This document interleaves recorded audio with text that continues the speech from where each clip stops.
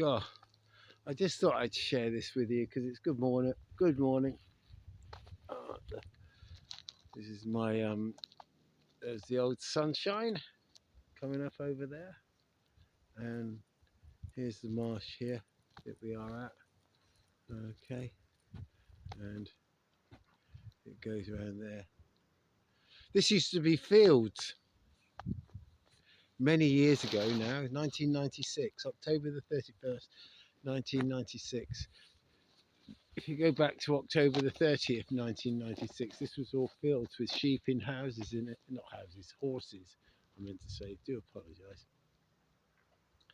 But see, we had a big storm, and just up here, I'll wander up to it now, is the Shingle Ridge. And God, it's a beautiful morning. It's just absolutely gorgeous down here.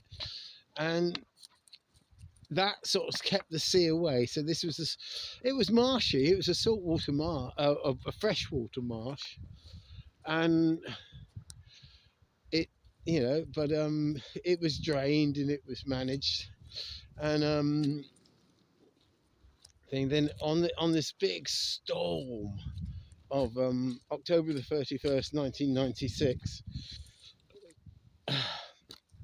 which is getting on for 27 years ago now. Bloody hell. Yeah. That was the last storm we've really had. I mean, we've had storms, but when I mean storm, I mean a proper storm. A big storm with lots of water and lots of things. And the sea hit this Shingle Ridge so hard that it broke through in one place.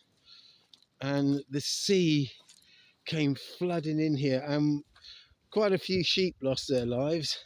The horses got out. I was elsewhere that night, actually, down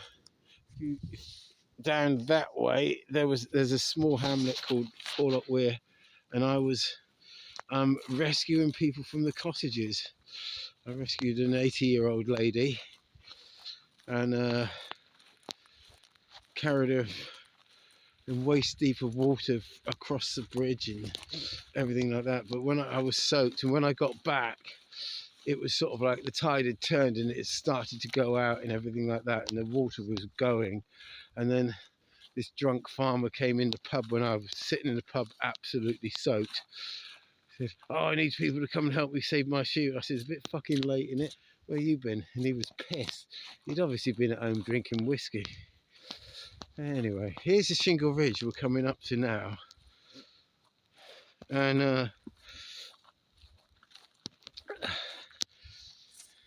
that was, I mean, we get on top of the Shingle Ridge this morning. It's lovely down here. But everybody said, "Oh, we've got to get the Environment Agency to fix the breach in the Shingle Ridge and everything." I was really quite against it because I just thought it was nature just carrying on. And what we've got now is this beautiful saltwater marsh where we've even seen birds such as ospreys and everything here. And so the wildlife here, otters, what have you, the wildlife here is quite lovely, quite something. And as I climb up onto the Shingle Ridge, you can see how big the Shingle Ridge is, how big the storm is. And look how far away the sea is. And if you look down the way I'm pointing the camera now, down there, there's a breach. That's the breach there. On that bit, you can't probably see it. And there's Porlock Weir in the distance there. And that's the marsh. Goes all the way into the sun and all the way that way. And it's a fascinating, I think it's an SSI, what they call it, thing, and it's protected now.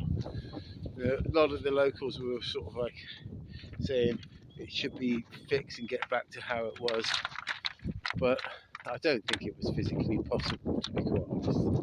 I think it was just a fait accompli by nature.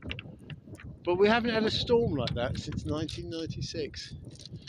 And in the years prior to 1996, we had quite a few storms. Tiny bit of snow on those hills. Tiny bit. Didn't realise that. And over there is South Wales. And you can see the snow on the hills of South Wales. It's not very clear at the moment. But and that sea there goes off, and if you go that way, the next stop, you miss the southern coast of Ireland, so the next stop is round about New York. Have a good day, people. Enjoy.